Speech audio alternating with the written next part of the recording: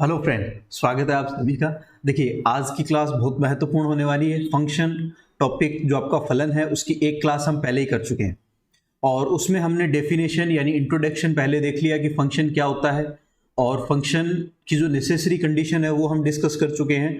कुछ हद तक हमने डोमेन और रेंज भी डिस्कस कर लिया था, पर वो पूरी तरह से कंप्लीट नहीं हो पाया था क्योंकि फिर क्लास बहुत बड़ी हो गई थी। तो मैंने फिर उसको वहीं पर मैंने एक बार उसको होल्ड कर दिया कि नेक्स्ट क्लास में हम उसको कवर करेंगे। तो आज हम इस क्लास में डोमेन, रेंज और कोडोमेन को डिस्कस करेंगे, यानी प्रांत, सहप्रांत और परिसर को डिस्कस करेंगे कि एक फलन के लिए इन तीनों का क्या महत्व है, कैसे हम इनको ज्ञात कर सकते हैं और किस तरह के क्वेश्चन कंपटीशन एग्जाम में या आपके बोर्ड एग्जाम्स में आते हैं, वो हम डिस्कस करने वाले हैं। इसके बाद में अलग अलग तरह के फंक्शंस जिनको हम डिस्कस करेंगे, उनके ग्राफ देखेंगे, उनके डोमेन और रेंज को भी डिस्कस करेंगे। ठीक है, तो चलिए, आज की क्लास बहुत ही इंपॉर्टेंट होने वाली है, महत्वपूर्ण होने वाली है, तो आप सब इस क्लास में कंटिन्यू बने रहिए। चलिए शुरू करते हैं। देखिए, इंपॉर्टेंट क्वेश्चन, इंपॉर्टेंट टॉपिक है आपका यहाँ पर फंक्शन यानी फलन। देखिए, इसको कंसिडर करते हैं। आज हम प्रांत और परिसर यानी डोमेन और रेंज को डिस्कस कर रहे हैं। एक फलन y f(x) y is equal to f(x) x के सभी संभव मानों का समुच्चय जिनके लिए y का मान नियम f द्वारा निकाला जाना संभव हो, f प्रांत y के सभी मानों का समुच्चय फलन f का परिसर कहलाता है। देखो, इसका मतलब क्या है समझेंगे। देखिए, लेट अज्यूम एक फंक्शन है मेरे पास में, a से b में रन कर रहा है। एक फलन, एक फंक्शन जो f a से b में रन कर रहा है। तो यहां पर ये फंक्शन इस तरह से परिभाषित होगा कि x y, जब हम इसको क्रमित युग्म के रूप में लिखेंगे, for each x belongs to a और y बिलोंग्स टू b, इस तरह से हम इसको लिख सकते हैं। हम इसको मैपिंग में लिखें तो कैसे लिखेंगे कि एक यहां पर आपके पास में समुच्चय या सेट आपके पास में a है और एक सेट b है। यहां पर एक फलन f इस तरह से यहां पर डिफाइन है आपके पास में फंक्शन a में। सपोज करिए कोई एलिमेंट है 1 2 3 4 5 कुछ भी, a b c d और e। ठीक है, तो यहां 1 का रिलेशन a से है, 2 का रिलेशन b से है, 3 का रिलेशन c से है, 4 का रिलेशन D से है और 5 का रिलेशन भी D से है। ऐसे मैंने एक बार इसको अज्यूम कर लिया। तो मैंने पिछली क्लास में हमने डिस्कस किया था कि एक फंक्शन के लिए जो फर्स्ट जो आपका सेट होगा उसे हम कहेंगे डोमेन। जो पहला सेट जो भी लिखा हुआ है उसको हम कहेंगे डोमेन यानी प्रांत। इसका मतलब क्या हो गया कि जैसे y इज इक्वल टू एक फंक्शन आपने लिया है, जैसे यहां पर मेंशन कर रखा है, तो x की जो वैल्यू आप रखते हो, x की वैल्यू जहां से भी आप पुट करोगे, रखोगे, वो सारी वैल्यू कहां से आएगी? आपके डोमेन से आएगी। यानी आप x की वैल्यू प्रांत से पुट करोगे, डोमेन से पुट करो। ठीक है, y आपके पास में, y की जो वैल्यू आएगी उसको हम कहते हैं रेंज। y क्या होगा आपके पास में? रेंज आएगा। ठीक है, यहां पर इस b जो सेट होगा यानी जो सेकंड सेट होगा फंक्शन का, उसको हम कहेंगे कोडोमेन। जो सेकंड सेट होता है उसको हम कहते हैं कोडोमेन यानी सहप्रांत, इसको हम कहेंगे सहप्रांत। ठीक है, अब देखिए, जिसमें हम डिस्कस कर चुके हैं पिछली क्लास में कि जैसे 1 जो है उसकी इमेज a है, यानी a के जो यानी डोमेन के जो एलिमेंट्स है उनकी इमेजेस जो आपको मिलने वाली है वो सेट b में मिलेगी। इमेज यानी प्रतिबिंब जो आपको सेट b में मिलेगा। ठीक है, और सेट b के जो एलिमेंट्स का पूर्व प्रतिबिंब यानी प्री इमेज मिलेगी आपको, वो मिलेगी सेट यहां पर a में। सेट a में मिल जाएगी प्री इमेज यानी पूर्व प्रतिबिंब। ये हम पिछली क्लास में अच्छे से डिस्कस कर चुके हैं। एक बार मैं क्विकली इसको रिवाइज कर रहा हूं ताकि सारी चीजें एक बार से रिकॉल हो जाए तो हम उसको अच्छे से कवर कर सकें। देखिए, अब B के जो एलिमेंट्स हैं जिनकी प्री इमेज एग्जिस्ट कर रही है यानी पूर्व प्रतिबिंब विद्यमान है, वो सारे एलिमेंट्स रेंज होंगे। और इसके अलावा जो शेष रह गए जिनकी कोई भी प्री इमेज नहीं है, वो आपके कोडोमेन में तो गिने जाएंगे पर रेंज में नहीं गिने जाएंगे। जैसे यहां देखो, आप यहां ध्यान से देखोगे कि E जो एलिमेंट है उसकी कोई प्री इमेज नहीं है, तो ये कोडोमेन में तो गिना जाएगा पर प्रांत, ये सहप्रांत में तो गिना जाएगा पर परिसर में यानी रेंज में नहीं गिना जाएगा। ठीक है, यानी अब इस जो आपके पास में फंक्शन लिया है इसका अगर मैं डोमेन लिखूं तो क्या लिखेंगे? देखिए, डोमेन जो पहला सेट है वो डोमेन होगा यानी 1 2 3 4 और 5। देखिए, यहां पर डोमेन में कोई भी ऐसा एलिमेंट नहीं होगा जिसकी इमेज एग्जिस्ट नहीं करे, क्योंकि ये हम नेसेसरी कंडीशन पढ़ चुके हैं कि नो वन एलिमेंट रिपीट और remain in their domain. Function की नेसेसरी कंडीशन है कि फंक्शन का डोमेन का कोई भी एलिमेंट ऐसा नहीं होना चाहिए जिसकी प्री इमेज एग्जिस्ट नहीं कर रही हो, यानी विद्यमान नहीं हो, या फिर एक से अधिक हो। ये ऐसा नहीं हो सकता, रिपीट नहीं होना चाहिए और रिमेन नहीं रहना चाहिए, ठीक है। तो इसलिए पहला जो आपका समुच्चय होगा, फर्स्ट जो सेट होगा, इट ऑलवेज डोमेन, वो हमेशा डोमेन होगा, ये आपको अच्छे से समझ लेना है। सेकंड जो सेट होगा वो कोडोमेन होगा। रेंज क्या होगी, रेंज को अभी डिस्कस कर लेते हैं। रेंज जो कोडोमेन के एलिमेंट जिनकी प्री इमेज एग्जिस्ट कर रही है, यानी प्री इमेज विद्यमान है पहले से, ठीक है। तो यहां ई को छोड़ करके बाकी सभी की प्री इमेज है, यानी पूर्व प्रतिबिंब विद्यमान है, तो ये रेंज में यानी परिसर में गिने जाएंगे, यानी ए बी सी और डी, ये आपका किस में गिना जाएगा, परिसर में गिना जाएगा। समझ में आ गया, सिंपल सी बात है, आराम से इसको हम समझ सकते हैं, कवर कर सकते हैं, ठीक है। देखिए इसको लिखेंगे कैसे, इसको आप ऐसे लिख सकते हो चाहो तो, कि जैसे आपके पास में एफ डोमेन की बात करेंगे तो डोमेन क्या आएगा, एक्स एलिमेंट, यानी जो एक्स एलिमेंट होगा, यानी कर्मित युग्म का पहला अवयव जो होगा वो हमेशा किससे आएगा, एक्स बिलोंग्स टू ए है, ठीक है, और एक्स वाई जो है वो फंक्शन में बिलोंग कर रहे हैं, यानी फंक्शन है, ठीक है। तो ये आपके पास में डोमेन होगा। रेंज क्या होगी, रेंज हम y यानी जो सेकंड एलिमेंट होगा आपके पास में, जो second element of order pair है आपके पास, उसको हम रेंज में गिनेंगे, और y किससे आ रहा है, b से आ रहा है, और बाकी कंडीशन ऐसी कैसे, ठीक है। तो ये सिंपल सी बात है जिसको हम आराम से समझ सकते हैं, कोई इशू इसमें नहीं होना चाहिए। फिर भी कोई डाउट है तो आप मुझे मेंशन करें, बताएं, ठीक है। देखो एक एग्जांपल लेते हैं यहीं पर छोटा सा, कि जैसे अगर मेरे पास में y is equal to x square है, और एक f है मेरे पास में फलन जो r से r में बिलोंग कर रहा है, ठीक है। f या y की जगह मैं इसको fx भी लिख सकता हूं, एक ही बात है, यानी fx is equal to x square लिख लो, एक ही बात है, और y is equal to x square. तो x की वैल्यू सारी की सारी किससे पुट करी जाएगी, r से पुट की जाएगी। तो डोमेन क्या आ जाएगा, जो फर्स्ट सेट है r, यानी डोमेन ये आ गया आपके पास में। रेंज क्या आ जाएगी इसकी, रेंज यहां पर हम देखें तो रेंज हम यहां पर कंसीडर कर सकते हैं कि रेंज क्या आएगा, एक्स स्क्वायर है। एक्स स्क्वायर जब रखेंगे तो y की वैल्यू क्या मिलने वाली है, y की सारी पॉजिटिव वैल्यू मिलेगी। एक्स स्क्वायर है तो यहां पर जो इसकी रेंज आएगी वो r प्लस आएगी, r प्लस, और जब जीरो रखोगे तो जीरो भी आ जाएगा इंक्लूडिंग, तो यूनियन ऑफ जीरो, ऐसे इसकी रेंज हमें मिल जाएगी, रेंज प्राप्त हो जाएगी। समझ में आ गया, आई थिंक बहुत आसान सा क्वेश्चन है, हम आराम से इसको सॉल्व कर सकते हैं, ठीक है। देखिए एक और क्वेश्चन लेते हैं, चलिए नेक्स्ट एक बार देख लेते हैं। देखो एक मैंने क्वेश्चन लिया है सिंपल सा, यहाँ आप देखोगे जो हम इसको रिवाइज करने के लिए, जो प्रीवियसली जो चीज़ें हमने पढ़ी है उसको रिवाइज करने के मैंने एक क्वेश्चन लिया, निम्न फलनों में से कौन सा फलन है, कौन सा यहाँ पर फलन है उसको डिस्कस करना है। तो फलन के लिए मैंने अभी एक आपको नेसेसरी कंडीशन बताई है कि डोमेन का कोई भी एलिमेंट ना तो रिपीट होना चाहिए ना रिमेन होना चाहिए। तो यहाँ पहला देखो, यहाँ पर 1 का रिलेशन 2 4 से है, फिर इसके बाद में यहाँ पर 2 का 6 से है, और 1 का 5 से है। तो 1 यहाँ पर देखो 2 बार रिपीट हो गया, तो ये फंक्शन नहीं है, ठीक है। ऑर्डर पेयर में फिर 1 का 2 से है, 2 का 2 से है, 3 का 2 से है, 4 का 2 से है। तो यहां आप डोमेन के एलिमेंट देखो 1 2 3 4 कोई भी रिपीट नहीं हो रहा, तो ये आपका फंक्शन होगा, फलन होगा। आगे वाला भी एक बार चेक कर लेते हैं, यहाँ पर 3 है, 2 है, फिर उसके बाद में 1 है, फिर 2 है, देखो 2 2 बार रिपीट हो गया यहाँ पर, तो ये फंक्शन यानी फलन नहीं होगा। फिर उसके बाद में 3 3 3 3 ये तो रिपीट हो रहा है, तो ये भी आपका फलन नहीं होगा, फंक्शन नहीं होगा। तो फंक्शन कौन सा होगा, सिर्फ बी वाला होगा, जो आपका राइट आंसर है, ठीक है। अब देखो डोमेन और रेंज की बात कर रहे थे हम, तो यहां पर हम डोमेन और रेंज के लिए एक क्वेश्चन ले लेते हैं सिंपल सा, कि मेरे पास में एक फंक्शन है जो r से r में बिलोंग कर रहा है, ठीक है, और यहां पर एक f x is equal to है मॉडुलस ऑफ x, ठीक है। तो अब इसका डोमेन बताइए मुझे जल्दी से। तो डोमेन क्या आ जाएगा, जो आपके पास में r है तो सारे रियल नंबर आ जाएंगे, कोई इशू नहीं है। मॉडुलस में जब रखोगे तो सारी पॉजिटिव वैल्यू मिलेगी, ठीक है। तो यहां पर रेंज क्या आ जाएगी, यानी y की वैल्यू क्या आ जाएगी, ऐसे भी लिख सकते हो उसको, y is equal to modulus of x। x की जो वैल्यू होती है, मैं बार बार कर रहा हूं इसको समझो, कि जो डोमेन से आएगी हमेशा, y की जो वैल्यू होगी वो हमेशा रेंज से आएगी, यानी रेंज से हमें मिलने वाली है।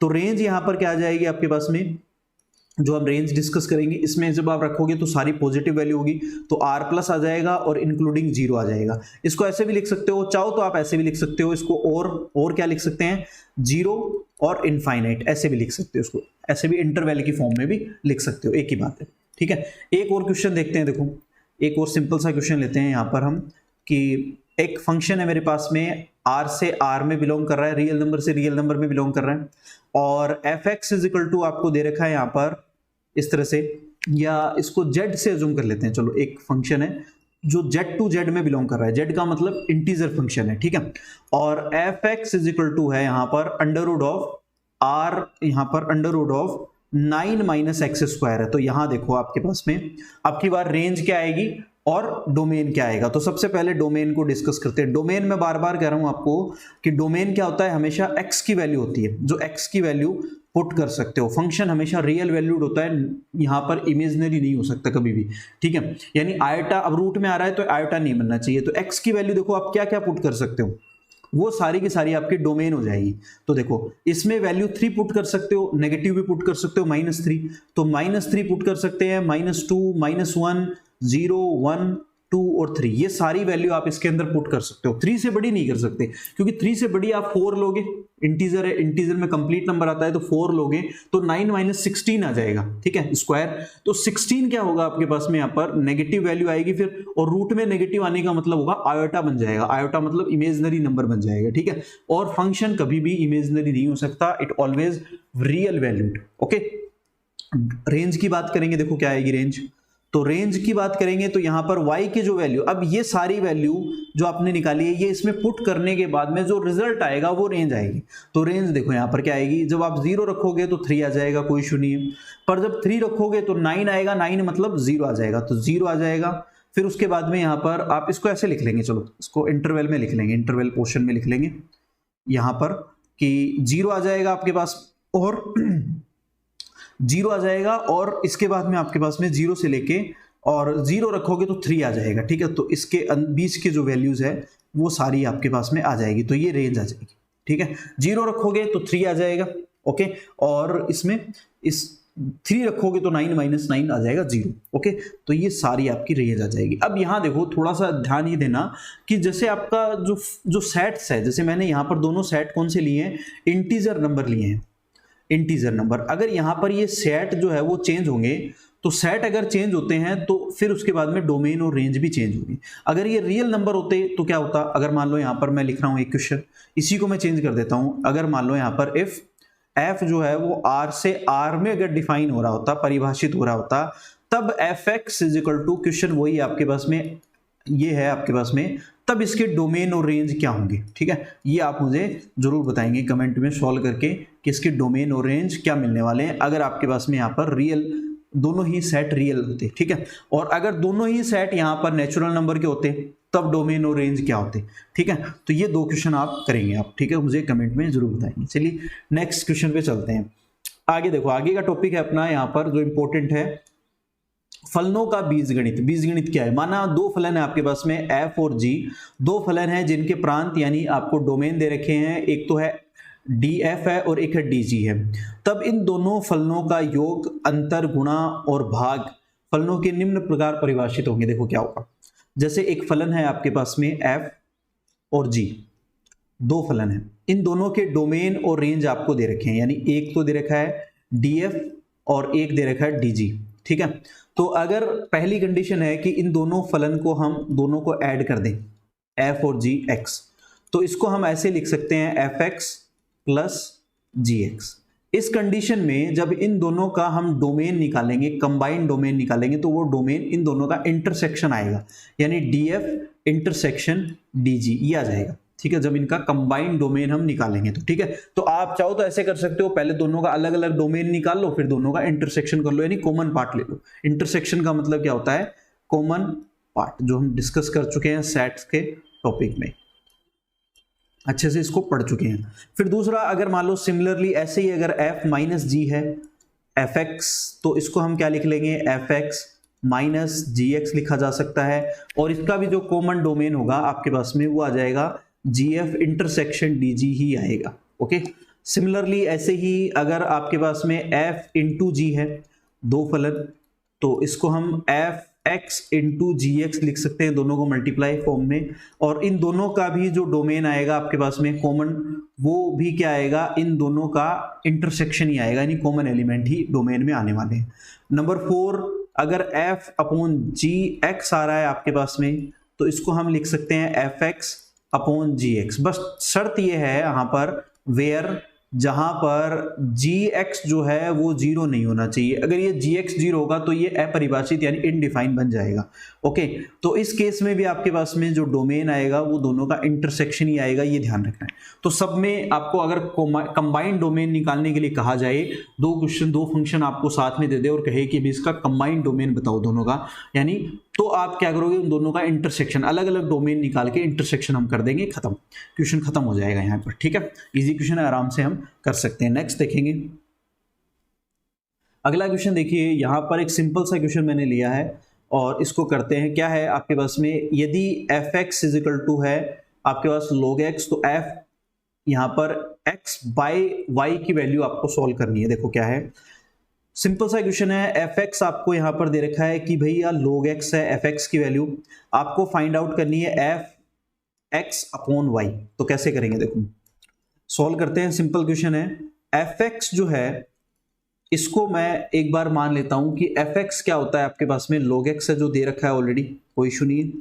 और अगर एफ वाई हो मेरे पास में तो इसको हम क्या लिख लेंगे, log y लिख लेंगे, कोई इशू नहीं है। अभी जैसे मैंने इसको समझाया है आपको कि एफ एक्स अपॉन वाई आ रहा है, तो इसको हम क्या लिख सकते हैं, f x upon f y लिख सकते हैं, कोई इशू नहीं है, अलग अलग करके।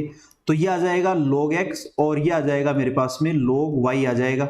ओके, और log x upon log y, तो log की प्रॉपर्टी होती है अपने पास में, सॉरी गलती, थोड़ी सी मिस्टेक कर गए जल्दबाजी में। देखो इसको ऐसे लिख लेंगे, f जो आपके पास आ रहा है यहाँ पर एफ एक्स अपॉन वाई है, इसको मैं ऐसे लिख लूंगा जल्दबाजी में। ओके, इसको x upon y, log x upon y लिख लेंगे। ठीक है, तो एक प्रॉपर्टी जो हमने पढ़ी है वो क्या होती है, log m अपॉन n जब होता है तो इसको हम ऐसे लिख सकते हैं, log m minus log n लिख सकते हैं। जब डिवाइड में होता है तो माइनस आ जाएगा, और जब यहाँ पर मल्टीप्लाई में होता है log mn तो इसको हम लिख सकते हैं log m plus log n। Okay, देखिए तो यहां से इसको हम क्या लिख सकते हैं, अब log x माइनस का log y लिख सकते हैं। और log x क्या है, fx है, और log y क्या है, fy है, जो हम यहां पर डिस्कस कर चुके हैं। तो इसका मतलब क्या होगा, यहां पर fx अपॉन y क्या आ जाएगा, log x minus log y आ जाएगा, fx माइनस fy आ जाएगा। ठीक है, तो इसमें आंसर कौन सा आएगा, c आ जाएगा। ठीक है, ये c करेक्ट आंसर होगा। ठीक है, ओके, मिस्टेक पे मिस्टेक हो गई। चलिए नेक्स्ट देखेंगे। ओके, चलिए अगला है आपके पास में टॉपिक, इंपॉर्टेंट टॉपिक है जो है आपके पास में सम फलन यानी इवन फंक्शन, और अगला है इसके बाद में ओड फंक्शन यानी विषम फलन क्या होता है। देखिए इसको समझेंगे। सबसे पहला टॉपिक है आपके पास में इवन फंक्शन। तो इवन फंक्शन क्या होता है, इवन फंक्शन क्या होगा कि अगर कोई फलन है मेरे पास में, इफ एक फंक्शन है y is equal to f x, अगर इसके अंदर मैं y नेगेटिवली पुट कर लूं, जैसे माइनस एक्स पुट करें, और यहां पर रिजल्ट इसका पॉजिटिव आ जाए फॉर ऑल x, सभी x के लिए पॉजिटिव आएगा, तो इसको हम क्या कहेंगे, इवन फंक्शन कहेंगे। जैसे एग्जांपल लेते हैं, एग्जांपल ले सकते हैं y is equal to cos x है, और अब यहां पर कोस अगर माइनस का x लेते हैं तो क्या आ जाएगा, कोस एक्स पॉजिटिव आता है, इवन फंक्शन होता है। हम पढ़ चुके हैं ट्रिग्नोमेट्री में, अगर आपने नहीं पढ़ा है, क्लास नहीं लिए हो, तो आप एक बार उसको जरूर रिव्यू करें, क्लास देखें उसको, तो आपको ये समझ में आ जाएगा। हालांकि इसकी एक एडवांस क्लास और पेंडिंग है, तो वो मैं इसके बाद करवा दूंगा। ओके, तो कोस एक्स आ जाएगा यहाँ पर, कोई इशू नहीं है, सिमिलरली आराम से हम कर सकते हैं। तो ये क्या हो गया आपके पास में, इवन फंक्शन होगा। ऐसे ही ओड फंक्शन हम डिस्कस करें, अगर ओड फंक्शन क्या होगा आपके पास में, if y is equal to एक फंक्शन है आपके पास में, यदि एफ एक्स, और f में अगर आप माइनस एक्स लेते हैं तो ये माइनस अगर बाहर निकाल दे, यानी बाहर निकले इसमें फॉर ईच एक्स, सभी x के लिए, तो ये होगा आपके पास में ओड फंक्शन। जैसे यहां पर y इज इक्वल टू, मैं एक एग्जांपल लेता हूं साइन x का, तो y इज इक्वल टू जब आप इसको ऐसे लिखोगे, साइन माइनस एक्स अगर लेते हो तो माइनस बाहर आ जाएगा और ये माइनस साइन एक्स हो जाएगा। ठीक है, तो ये इवन और ओड फंक्शन सिंपली हम इसको सॉल्व कर सकते हैं, कोई इशू नहीं है। ठीक है, ओके, स्क्रीनशॉट ले लो, कोई डाउट है तो बताओ। ओके, इजी है। नेक्स्ट क्वेश्चन पे नेक्स्ट चलते हैं। देखो इस पे क्वेश्चन, अगला टॉपिक है अपना, क्वेश्चन भी करेंगे, पर कुछ टॉपिक्स देखो ये छोटे छोटे टॉपिक है, ज्यादा बड़े नहीं होते, इजी टॉपिक्स हैं। तो मैं एक बार इनको ये सोच रहा हूँ कि इनको पहले एक बार कवर कर लें जो भी है, फिर उसके बाद में एक साथ ही क्वेश्चन ले लेंगे। देखो ये लास्ट टॉपिक है, फिर क्वेश्चन पे आते हैं। देखिए अब है अपना आपके पास में नेक्स्ट टॉपिक है फलन का मान, वैल्यू ऑफ फंक्शन। जैसे y इज इक्वल टू, मान लो एक फंक्शन है आपके पास में f(x), यहाँ x का जब आप कोई भी मान रखते हो तो उसको हम कहते हैं वैल्यू ऑफ फंक्शन। जैसे x की जगह आपने 0 रख दिया तो y इज इक्वल टू क्या आ जाएगा, f0 आ जाएगा। तो इससे जो मान प्राप्त होगा उसको हम कहेंगे वैल्यू ऑफ फंक्शन। जैसे x इज इक्वल टू आपने 1 रख दिया तो y is equal to f1 हम रख देंगे यहाँ पर, यानी x की जगह जो मान हमें दिया गया है वो हम रखते जाएंगे।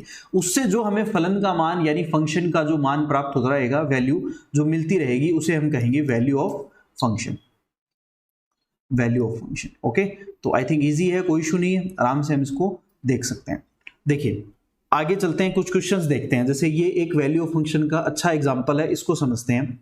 यहाँ आप देखोगे कि एक f(x) आपको दे रखा है और f(2x) आपको फाइंड आउट करना है। तो देखिए कैसे करेंगे, पहले हम अंदर वाली जो टर्म है उसको सॉल्व करेंगे, जो ब्रैकेट के अंदर है, ठीक है, जो ब्रैकेट के अंदर एग्जिस्ट कर रही है उसको सॉल्व करेंगे, यानी f cos 2x को हम पहले cos 2 थीटा को सॉल्व करेंगे। तो इसमें रख देते हैं मान, जहां भी x है उसकी जगह आप क्या रख दो, यहाँ पर cos 2 थीटा रख दो, इसको कंपेयर करके। तो 1 माइनस cos 2 थीटा आ जाएगा और अपॉन में यहाँ पर आपके पास में 1 प्लस cos 2 थीटा। अब देखो cos 2 थीटा का जो फॉर्मूला होता है हम पढ़ चुके हैं पहले, 3 फॉर्मूले होते हैं cos 2 थीटा के, ठीक है। एक होता है आपके पास में cos 2 theta is equal to 2 cos square theta minus 1, एक होता है अपने पास में 1 माइनस 2 साइन स्क्वायर थीटा। तो इन दोनों से हम वैल्यू ऐसी रखेंगे जिससे 1 कैंसिल आउट हो जाए। तो इसको सॉल्व कर लें हम आराम से, देखो तो 1 माइनस यहाँ पर ये वाली टर्म रख देते हैं 1 और ये प्लस 2 आ जाएगा और ये साइन स्क्वायर थीटा हो गया। अपॉन में आपके पास में क्या आ गया 1 प्लस, इसकी जगह रख देते हैं 2 cos स्क्वायर थीटा माइनस 1। तो ये minus 1 plus 1 minus 1 plus 1 cancel out हो जाएगा और ये 2 भी कैंसिल आउट हो जाएगा। तो ये रह जाएगा आपके पास में sine square theta upon cos square theta, और sine square theta by cos square theta क्या बन जाएगा, टेन स्क्वायर थीटा। तो ये तो आ गया आपके पास में f cos 2 थीटा। अब एक बार और है आपके पास में बाहर फंक्शन है, तो इसको एक बार और सोल्व करते हैं, यानी f cos 2 थीटा। तो ये हम पहले ही सोल्व कर चुके हैं, तो इसको मैं ऐसे लिखता हूं f, इसकी वैल्यू हम पहले ही निकाल चुके हैं, यहाँ पर टेन स्क्वायर थीटा है तो इसकी जगह मैं क्या लिख देता हूं, पूरे की जगह टेन स्क्वायर थीटा। अब वापस इसमें अगेन इसके अंदर पुट करो तो क्या आएगा 1 माइनस ये आ जाएगा टेन स्क्वायर थीटा और अपॉन में आ जाएगा 1 प्लस टेन स्क्वायर थीटा। और 1 minus ten square theta 1 plus ten square theta किसका फॉर्मूला होता है, जो ट्रिग्नोमेट्री में हम पहले ही पढ़ चुके हैं, क्या होता है ये cos 2 थीटा का फॉर्मूला होता है, ठीक है। तो यहाँ पर cos 2 थीटा आपके पास में कौन सा है, यहाँ पर ऑप्शन बी है, तो बी आपका राइट आंसर आ गया। ओके, तो इस तरह से हम इसको सॉल्व कर सकते हैं, वैल्यू ऑफ फंक्शन यानी वैल्यू फाइंड आउट कर सकते हैं, ठीक है। x की जगह जो मान दिया गया है वो हमें रख देना है, बस ऐसा कैसा, फिर उसके बाद उसको सॉल्व कर लेना है, तो आराम से हम इसको कर पाएंगे। चलिए नेक्स्ट देखते हैं, अगली क्लास में नेक्स्ट पेज पर चलते हैं और क्वेश्चन देखते हैं। देखिए अगला क्वेश्चन है बिल्कुल इसी तरह से, आप यहाँ पर देख पा रहे हो स्क्रीन पर कि f यहाँ पर एक फंक्शन है, किन निम्न बिंदुओं पर x upon 1 upon x is equal to 5 है और fx आपको इसका मान आपको ज्ञात करना है। तो यहाँ देखो थोड़ा सा मैं इसको यहाँ आपको स्मार्टली थोड़ा सा देखना पड़ेगा कि fx यहाँ आपको जो दे रखा है उसका मान जो हमें ज्ञात करना है वो है x स्क्वायर और प्लस 1 अपॉन x स्क्वायर है। तो इसको देखो मैं ऐसे लिख सकता हूँ, x square plus 1 upon x square में मैं एक काम करता हूँ 2 ऐड कर देता हूँ 2 माइनस कर देता हूँ, कोई फर्क नहीं पड़ेगा, ठीक है।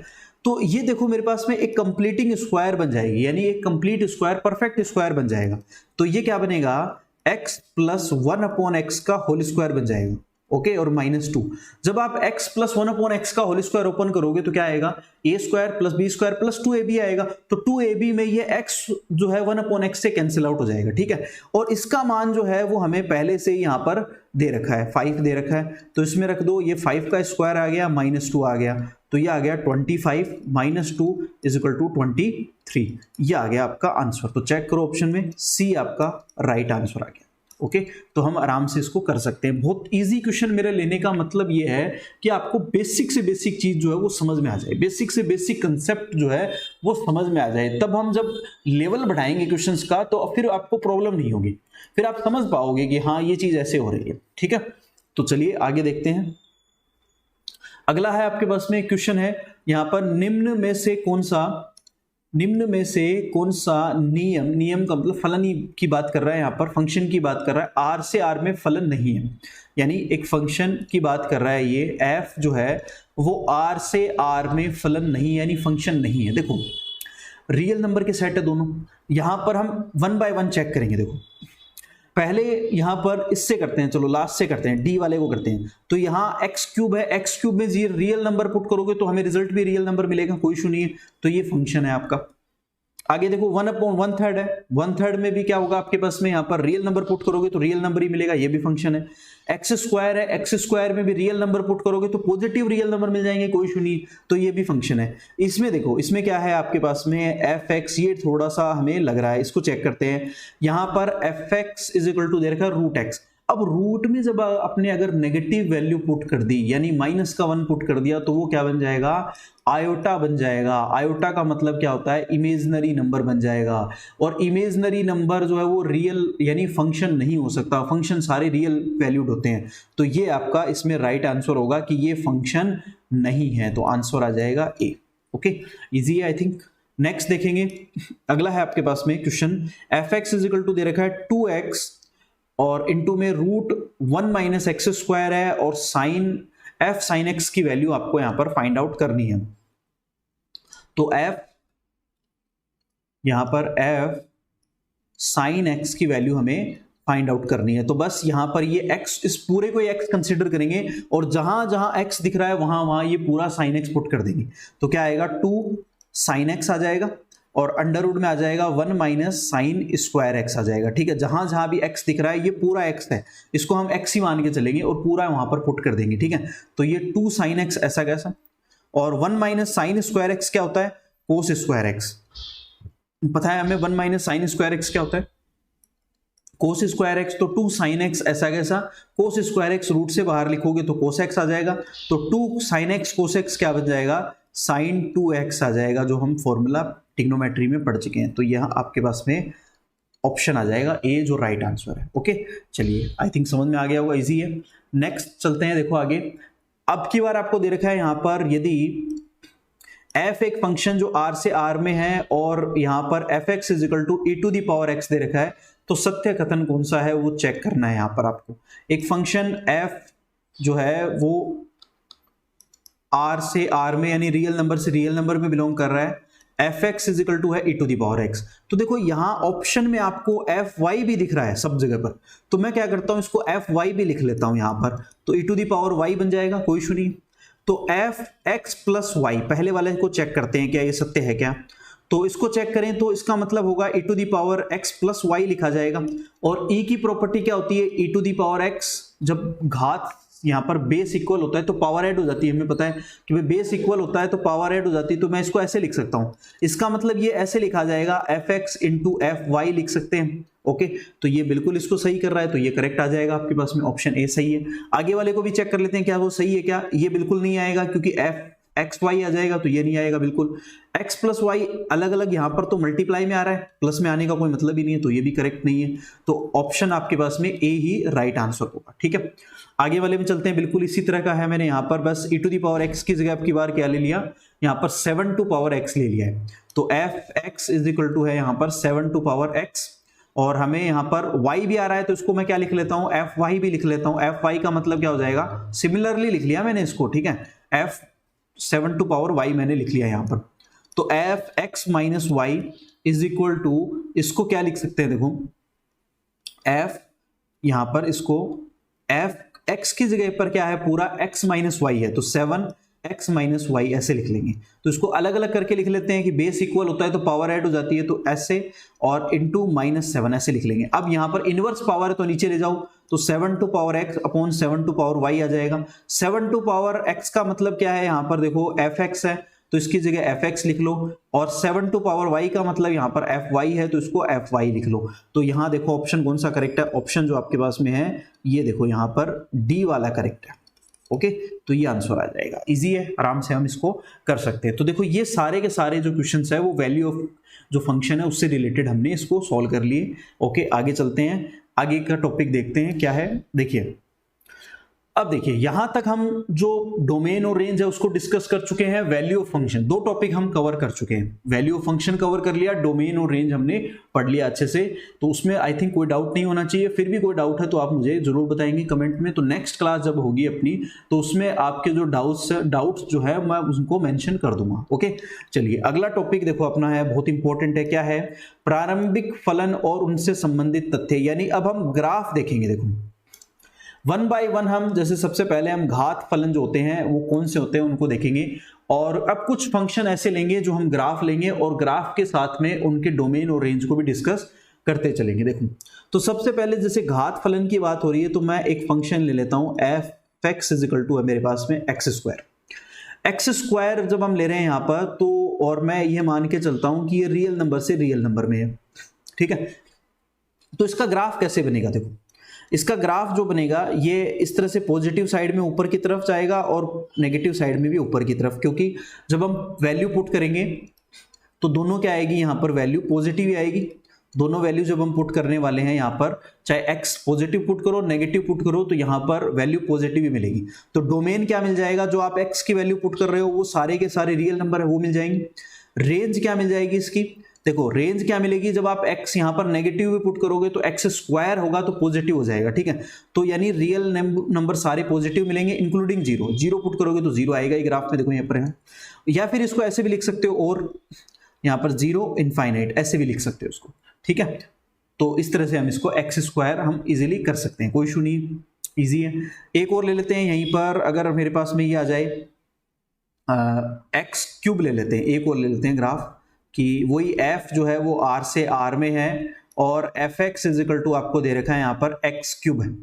तो एक्स क्यूब है, पॉजिटिव है आपके पास में, तो यहाँ देखेंगे कि एक्स क्यूब के लिए हम किस तरह से ले सकते हैं। इजी है वैसे तो कोई इशू नहीं है, बट फिर भी थोड़ा सा समझ के चलेंगे तो ज्यादा बेटर रहेगा। देखो इसका ग्राफ कैसे बनेगा, जब हम x की पॉजिटिव वैल्यू लेंगे तो पॉजिटिव आएगा, ऊपर की तरफ चला जाएगा। बट यहां पर थोड़ा समझना कि जब आप x की नेगेटिव वैल्यू लोगे तो ग्राफ क्या आएगा, नीचे की तरफ आ जाएगा, क्योंकि नेगेटिव आएगा। फिर नेगेटिव लोगे तो नेगेटिव मिल जाएगी। तो यहां देखो डोमेन क्या आ जाएगा, डोमेन जो आएगा वो सारे रियल नंबर आ जाएंगे, यानी पॉजिटिव और नेगेटिव आप जो चाहे मन में आए पुट करो, कोई इशू नहीं है। रेंज भी सारे क्या आ जाएंगे, रियल नंबर आ जाएंगे, क्योंकि सारे पॉजिटिव रख रहे हैं तो पॉजिटिव आ रहा है, नेगेटिव रख रहे हैं तो नेगेटिव आ रहा है। तो इस तरह से इसका ग्राफ बनेगा। ओके, तो इजी है। एक दो और ले लेते हैं ग्राफ तो समझने के लिए, चलिए और आगे देख लेते हैं। देखो अब है अपने पास में चर घातांकीय फलन। चर घातांकीय फलन जैसे e to the power x और a to the power x। चर घातांकीय जो फलन होते हैं वो कौन से होते हैं, a to the power x होता है, और जैसे ये a to the power x mention कर रखा है यहाँ पर, और इसकी जो रेंज होगी वो रियल नंबर, प्रांत जो होगा यानी डोमेन जो होगा वो रियल नंबर है, और परिसर जो है वो पॉजिटिव है। वो क्या क्यों होते हैं वो देखते हैं। देखो जब हम चर घातांक यानी एक्सपोनेंशियल की बात करेंगे तो दो आते हैं, a to the power x आ सकता है या e to the power x आ सकता है। दोनों का ग्राफ इसी तरह का बनेगा जो आपको सामने मेंशन कर रखा है मैंने। यहां पर डोमेन जो आएगा वो सारे के सारे रियल नंबर आ जाएंगे। ठीक है, जब आप यहां पर पुट करोगे, और जो रेंज आएगी आपके पास में, डोमेन सारे रियल नंबर है, रेंज जो आ जाएगी वो r प्लस आ जाएंगे। देखो यहां पर ग्राफ में कहीं भी आपके पास जीरो नहीं आएगा, तो इसको आप ऐसे भी लिख सकते हो, जीरो इनफाइनाइट, यानी ओपन इंटरवल में लिखेंगे जहां जीरो भी इंक्लूडेड नहीं है और इनफाइनाइट तो है ही नहीं ऑब्वियसली। तो यहां पर देखो यहां दो केस बनते हैं। देखो एक केस ये बनता है कि जब आपके पास में a की वैल्यू जो है वो जीरो से बड़ी है और 1 से छोटी है, तब ये ग्राफ जो है वो इस साइड बनेगा, यानी यहां पर जो सेकंड क्वाड्रेंट में ये ग्राफ खुलेगा, ये ध्यान रखना, सेकंड क्वाड्रेंट में ये ग्राफ खुलने वाला है। और अगर x की वैल्यू, a की वैल्यू जो है वो ग्रेटर देन 1 है, 1 से बड़ी है, ठीक है, तब इसका जो यहां पर ग्राफ खुलेगा वो फर्स्ट क्वाड्रेंट में खुलेगा। ये ध्यान रखना है, पॉजिटिव साइड यहां पर खुलने वाला है। ठीक है, e to the power x है तब भी यही केस होगा, कोई इशू नहीं, दोनों में एक जैसा ही है। ओके, इनको ध्यान रखना है भाई, देखो इंपॉर्टेंट होते हैं दोनों ही, तो इनको मेंशन इसीलिए मैंने किया है। आगे चलते हैं। देखो अगला है आपके पास में लॉगरिथम फंक्शन।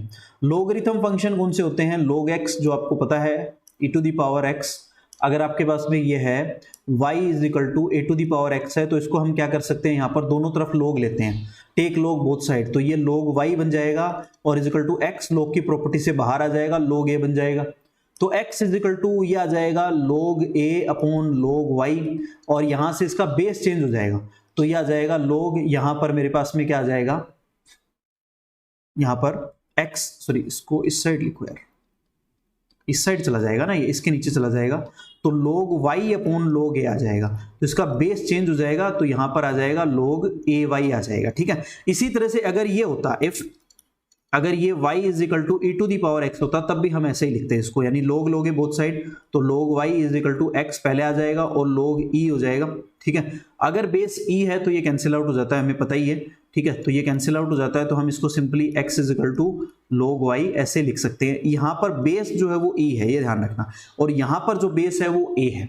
ओके, तो इसका ग्राफ कैसे बनेगा, ये ग्राफ ध्यान रखना है आपको। अगर ये a की वैल्यू जो है वो अगर A1 से बड़ी है तो वही फर्स्ट क्वाड्रेंट में ओपन होगा और नीचे से ऊपर की तरफ आएगा ग्राफ। ठीक है, और अगर ये नेगेटिव वैल्यू है यहाँ पर, नहीं सॉरी 1 से बड़ी है, सॉरी 1 से छोटी और 0 से बड़ी है, तो इस केस में जो ये ग्राफ होगा वो आपके पास में फोर्थ क्वाड्रेंट में ओपन होगा। ये ध्यान रखना है, छोटी सी बात है, ग्राफ इनका ध्यान रखना है। इस तरह से आपके पास में ग्राफ बनेगा, इस तरह से बनेगा एक ग्राफ तो, और एक ग्राफ जो है वो इस तरह से नीचे की तरफ ओपन होगा।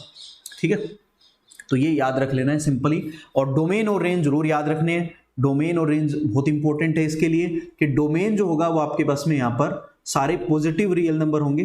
ठीक है, जस्ट अपोजिट हो जाएगा उसका, जैसे आपके पास में जो अपोजिट है, जो केस था आपके पास में e टू दी पावर वाला, वो यहाँ पर आएगा। तो देखो इसके डोमेन और रेंज और देख लेते हैं। डोमेन क्या आएगा यहाँ पर, e to the log x का जो डोमेन आएगा आपके पास में यहाँ पर, वो आएगा यहाँ पर सारे रियल नंबर, यानी डोमेन जो आ जाएगा वो सारे के सारे क्या आ जाएंगे यहाँ पर r प्लस आ जाएंगे, और रेंज ध्यान रखना, रेंज जो आ जाएगी वो r आ जाएगी। देखो ये e to the power x जो था उसका जस्ट अपोजिट होगा। e to the power x में क्या था कि ये उसकी रेंज थी और ये डोमेन थी और ये रेंज थी, एक दूसरे का इन्वर्स है। ठीक है, चलिए नेक्स्ट चलते हैं, आगे चलते हैं। अचर फलन, अचर फलन क्या होता है, कॉन्स्टेंट फंक्शन। कॉन्स्टेंट फंक्शन क्या होगा इसको समझते हैं। अगर एक फलन यहाँ पर आपके पास में a से b में दे रखा है, तो f x is equal to c जो होगा वो कॉन्स्टेंट फंक्शन होगा। इसको हम ऐसे भी लिख सकते हैं, जैसे y इज इक्वल टू सी हो गया, तो y इज इक्वल टू सी, इस तरह से इसका ग्राफ बन जाएगा। ठीक है, तो यहाँ पर जो डोमेन आएगा वो सारे के सारे क्या आ जाएंगे, रियल नंबर आ जाएंगे, यानी रियल नंबर कुछ भी आप पुट करो, और रेंज जो आएगी वो a की आएगी, जो c है वो ही आ जाएगी सिर्फ। ठीक है, देखिए आगे है अपना नेक्स्ट है, ये छोटे छोटे से हैं तो इनको जल्दी जल्दी कर लेते हैं क्विकली। यहाँ पर आइडेंटिटी फंक्शन, आइडेंटिटी फंक्शन यानी तत्समक फलन। ये सपोज करिए कि f एक r से r में बिलोंग कर रहा है और f x is equal to x, इसको ऐसे लिख सकते हैं। ठीक है, या फिर y is equal to x लिखेंगे। इसका जो ग्राफ बनेगा आपके पास में वो इस तरह से आपके पास में लाइन बनेगी, इस तरह से एक 45 डिग्री लाइन भी इसको बोलते हैं। ठीक है, जब आप पॉजिटिव लोगे यहाँ पर, जब पॉजिटिव लोगे वैल्यू तो पॉजिटिव आ जाएगी, नेगेटिव लोगे तो नेगेटिव आ जाएगी।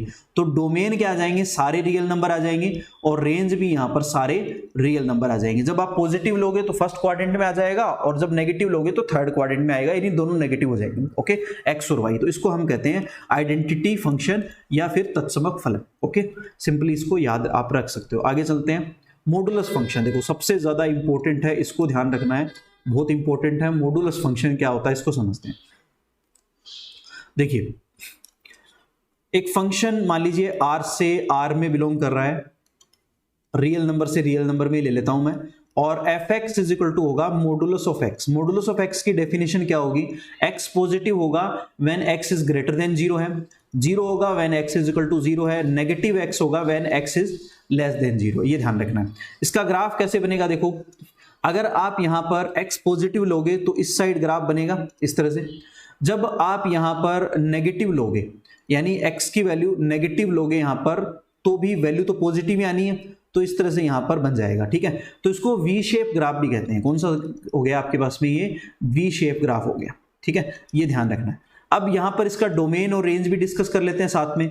तो डोमेन सारे रियल नंबर आ जाएंगे, ठीक है, और रेंज जो आएगी आपके पास में वो आएगी r plus positive real number including 0, क्योंकि 0 भी साथ में शामिल है। या फिर इसको ऐसे भी लिख सकते हो, और 0 से इनफाइनाइट, ऐसे भी हम इसको लिख सकते हैं। तो ये ध्यान रखना है, इंपॉर्टेंट है मॉडुलस का। मॉडुलस के कुछ केस भी है जो हम डिस्कस करेंगे। देखो जैसे एग्जाम्पल, एक फंक्शन इस तरह से f x plus modulus of x भी होता है एक, और एक f is equal to x modulus of x भी होता है। इनको भी हम डिस्कस कर लेते हैं। चलो कर लेते हैं फिर, और क्या, एक पेज और एक्स्ट्रा, थोड़ा सा वीडियो बड़ा हो जाएगा, कोई इशू नहीं, क्लास बड़ी हो जाएगी, पर समझ में आ जाएगा, फिर बाद में प्रॉब्लम नहीं होगी। देखो एक और जैसे मैं यहाँ पर डिस्कस कर रहा हूँ, एक एडिशनली एक फंक्शन r से r में बिलोंग कर रहा है और fx इज इक्वल टू है आपके पास में x modulus of x। x modulus of x की डेफिनेशन क्या होगी, x स्क्वायर बनेगा व्हेन x इज पॉजिटिव है, ग्रेटर देन 0, ठीक है। 0 आ जाएगा when x is equal to 0 है और नेगेटिव आएगा x square when x is less than 0 है। इसका ग्राफ देखेंगे कैसे बनेगा।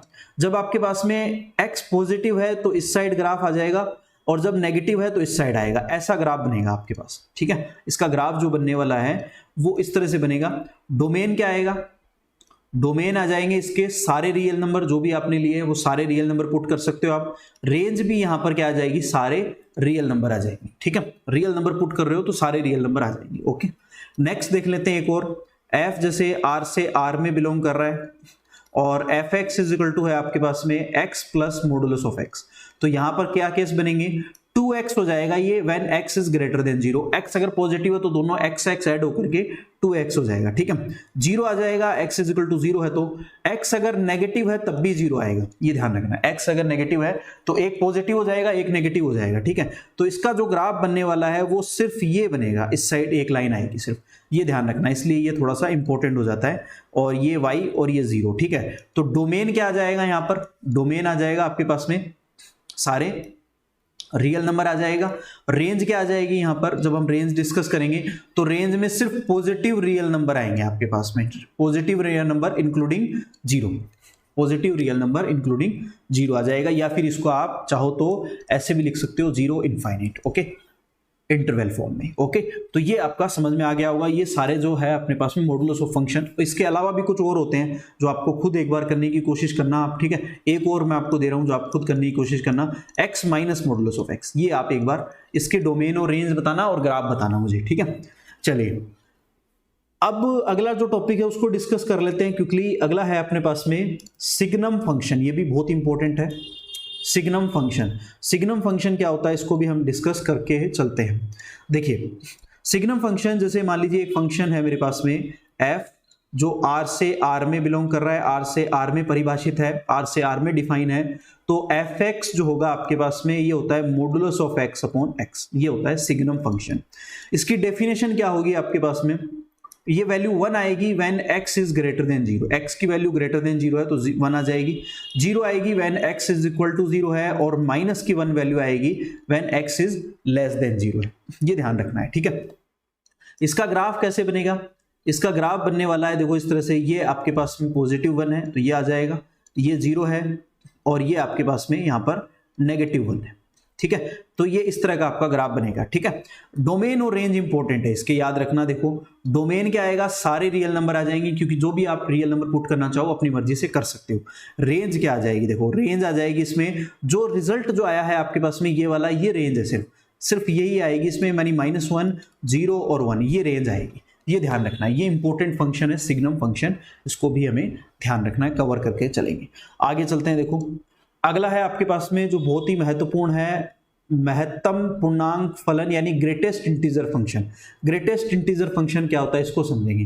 जैसे एक फंक्शन है मेरे पास में, सपोज r से r में डिफाइन है, तो f(x) इज इक्वल टू होता है, इस तरह से बड़े ब्रैकेट में लिखेंगे, ठीक है, इस तरह से बड़े ब्रैकेट में x को लिखेंगे। इसकी डेफिनेशन क्या है, देखो इसकी डेफिनेशन होती है कि ग्रेटेस्ट इंटीजर जो फंक्शन है आपके पास में ये लेस देन इक्वल होता है x से, यानी x से छोटा होगा इसकी वैल्यू।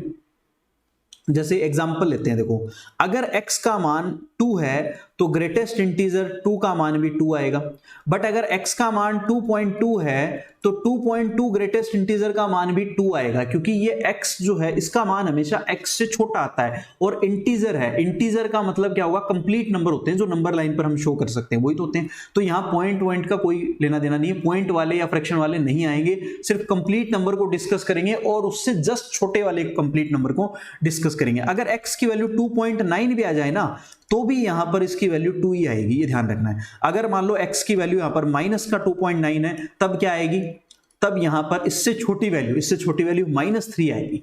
-3 जो है वो इसका मान होगा, इसकी वैल्यू होगी, ठीक है। अगर x की वैल्यू यहां पर -3.1 है तब भी यहां पर क्या आएगी, x की वैल्यू 3.1 जो है वो यहाँ पर इससे छोटी वैल्यू क्या आएगी आपके पास में, 3.1 से छोटी वैल्यू माइनस का 4 आएगी।